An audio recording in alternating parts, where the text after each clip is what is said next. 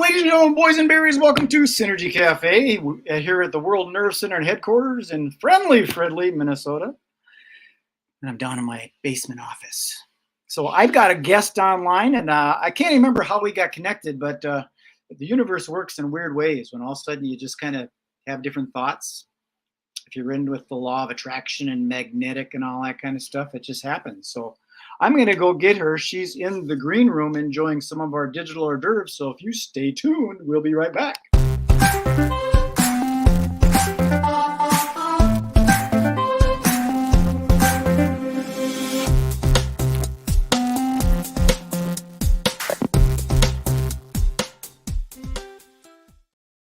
Poof, and there she is, the infamous Maggie Kirkwood. How are you doing? I'm wonderful. Thank you so much for having me. I'm excited.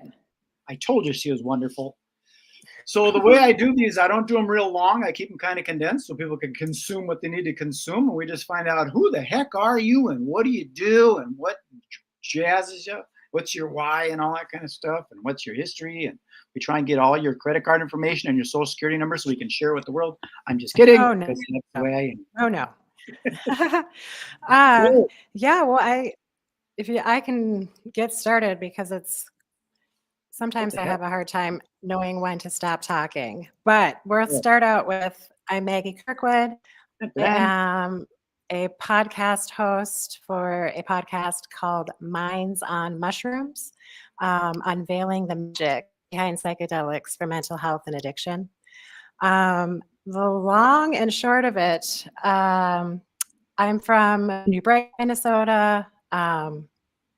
Grew up, played college ball for a stint up in Bemidji. And for the first time, recreationally, had tried some magic mushrooms. And it was okay. I was also drinking, and it was kind of, just what was happening. And I think I laughed a lot, but I just sort of felt that from that point, I felt safe, I guess. And any time in the future that option were to come up, if anybody wanted some chocolate truffles or mushrooms, I felt comfortable going there. And I knew that they kind of had made me feel well and fun and laugh a lot. So that's about it. But fast forward through life, a lot of ups and downs in my family. We've dealt with a lot of loss, a nephew passing away, pregnancy loss. I ultimately decided to run and hide and mask and drink a lot of wine. And then the pandemic happens. And I'm in business with my partner, my husband, and things just kind of hit rock bottom for all of us. And anyway, I was really struggling with alcohol and depression and crying daily. I'm not a religious person. I was praying to my grandparents, please help me. So I knew I had a problem, and I could not, going to AA was not something I was willing to entertain.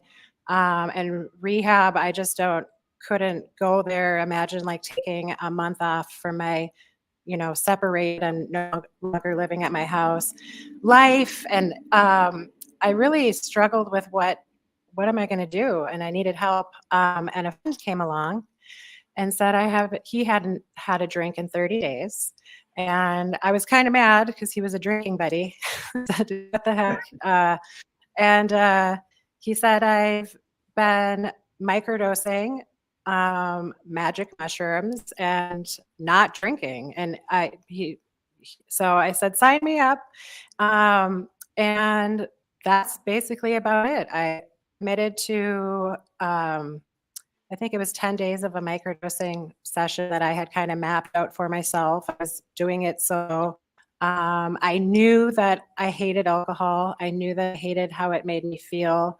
And I knew that I was not feeling well drinking. So I think I had made it in my mind. I am okay to get rid of it, like, I think I was ready, and I think that's key in this transformation, Mhm. but I needed help to do it. And so through microdosing, little chocolate truffle mushrooms, I think what happened is the medicine just kind of made me feel not on edge. They made me feel safe. They made me just kind of take a real hard look about alcohol and what it was doing to my brain, and realizing that my brain was probably really depressed.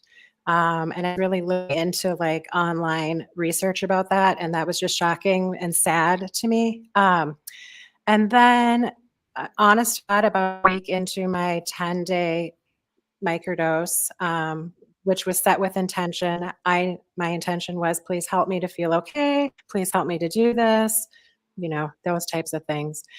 Within about a week, I was message from the mushrooms, or what I was receiving was that I no longer need to drink alcohol, and probably forever, and shouldn't. And all I can explain, it was like this switch that just like turned it off, and I have little to no desire to drink.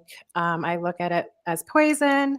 I mean, there are hard times, don't get me wrong, in social areas and friends, and because it's such an ingrained thing in this culture. But I'm happy that I'm able to kind of, say goodbye and not miss it. So I feel very thankful for that. And I know I keep rambling, but that was a huge, magical thing that had happened to me, because not even 7 days before, I was saying, "Wine is all I have," I'm no longer I'm headed towards divorce. I was feeling very lonely and sad. It literally felt like wine was my best friend, and then to just, within a handful of days, feel exact opposite. So I decided to, research and experiment more about psilocybin, what it does to our brains, how it helps grow, repair, reconnect, neuroplasticity is built, all types of things, and started really learning more about people who were receiving relief essentially from depression. So and anxiety, and just kind of through self exploration, felt comfortable taking larger doses. And had my first mystical experience, which was completely life changing and profound. I had connected with my grandfather, who told me I am no longer crying tears of sadness. I was crying, I guess, that I was crying tears of happiness because of my healing journey and the ability to not be drinking. And it was, about 8 months after the no alcohol. And it was just this overwhelming sense of, um, I'm okay. Everything's okay. I'm proud of myself. I love myself. Um, I A lifetime of change for me. I mean, I honestly, it was that um, poignant. So then shortly thereafter in Minneapolis, the executive order came into place, where psychedelics in Minneapolis only. Um, have been deprioritized, meaning they're the lowest priority of any offense. Um, and that was really just a big gut kick in the bum. Like, I live in Minneapolis. I have a story to share. I want to help as many people as I possibly can, which is what my grandfather in my mystical experience said, that, Maggie, you're here to share your story, help people, because I it was so hard to get help for me when I struggled with the alcohol, and I just, that was like 2 years of wondering how the F I'm gonna stop drinking. Let me Um, on that because that was one of the first questions I wanted to ask you about, because you did a lot there. It's interesting because the alcohol, to me, I quit drinking quite a while ago too, and it was like a light switch situation. I mhm, made a decision and I stopped, and I didn't want to do Alcoholics Anonymous thing either. I didn't like going in there and saying that I was powerless over alcohol. I may be powerless over the alcohol after I consume it, but I can sit next to a shot of tequila and not drink it because I have that power. I had a hard time doing that. And then, so the question, because alcohol to me is basically just a Band-Aid over the top of problems. Where I think whereas psychedelics and like ayahuasca and things like that rewire the brain so that you can see a little more clearly, and you wonder, why am I depressed? You'd start down in the wine to cover up the depression, and then all of a sudden you crash. But the legality was the question I wanted to ask, is why do you think that these things like ayahuasca and mushrooms are illegal? Why did they make something like that illegal? It's a plant. Well,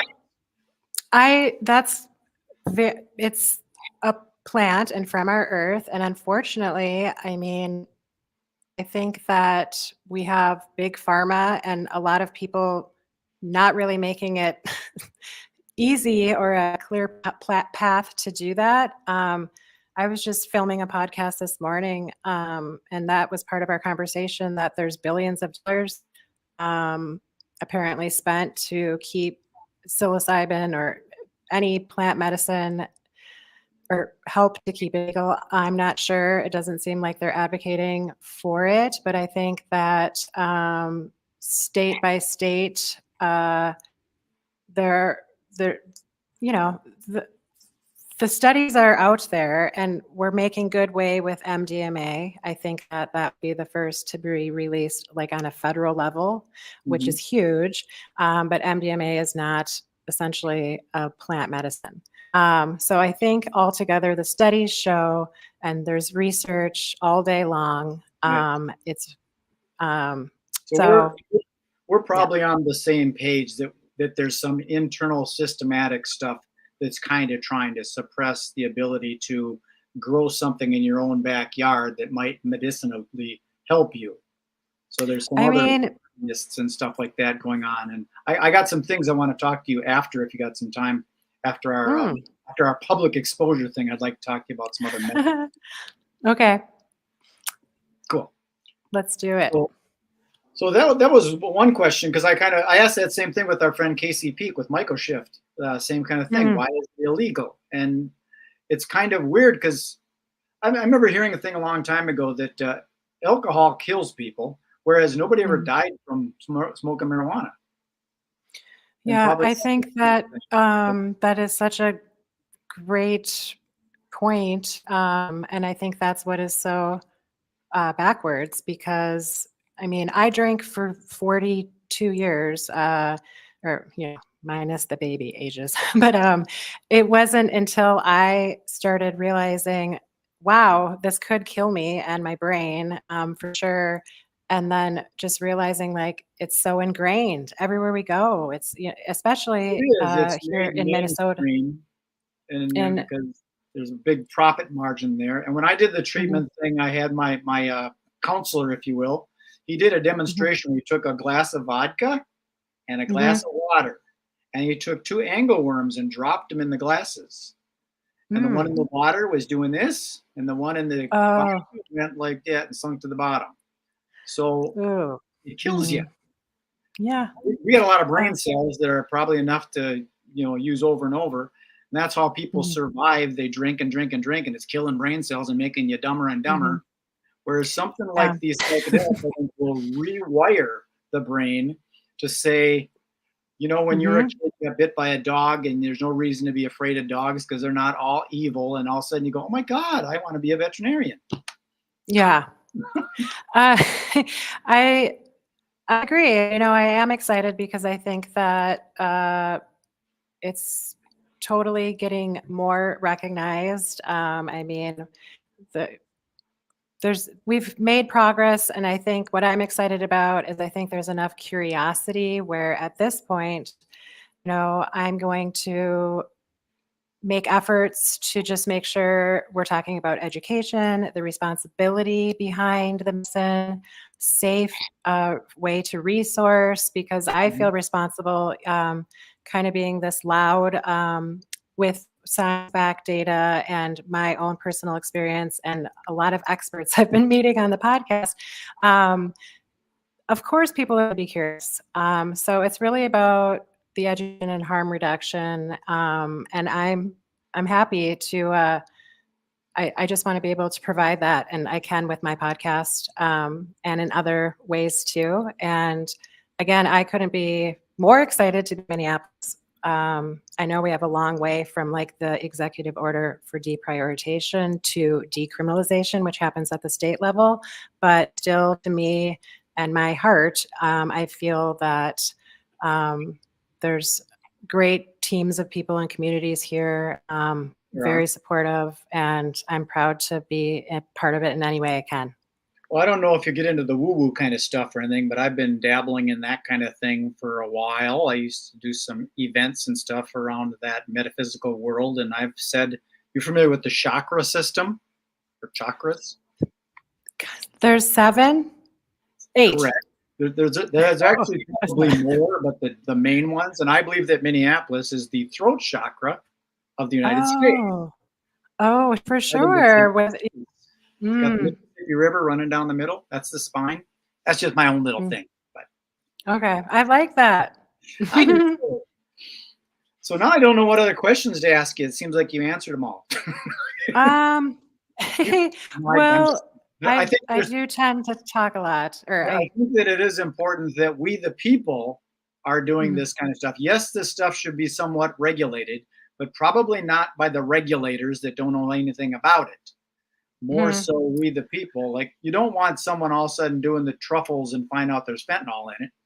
No. Just because someone's trying to sell them on the street and make a profit.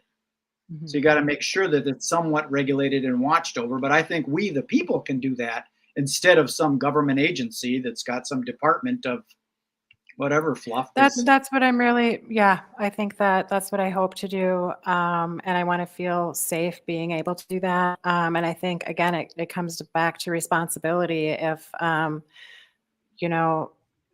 sourcing the medicine is extremely important. So I think that, again, it's just very healthy to continue the conversation just around, attempting to normalize and destigmatize, which definitely is happening. But it's because it's so it's everywhere. Again, people are curious, and I feel that they should have the best information or, is this database your to go to. Right? Is this the correct domain name right there?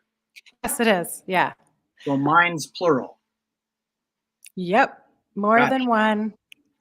That's good to know. Good work. I'm going to make sure I didn't do a typo, but it's cool that it's minds because it's, again, we the people, multiple minds on mushrooms.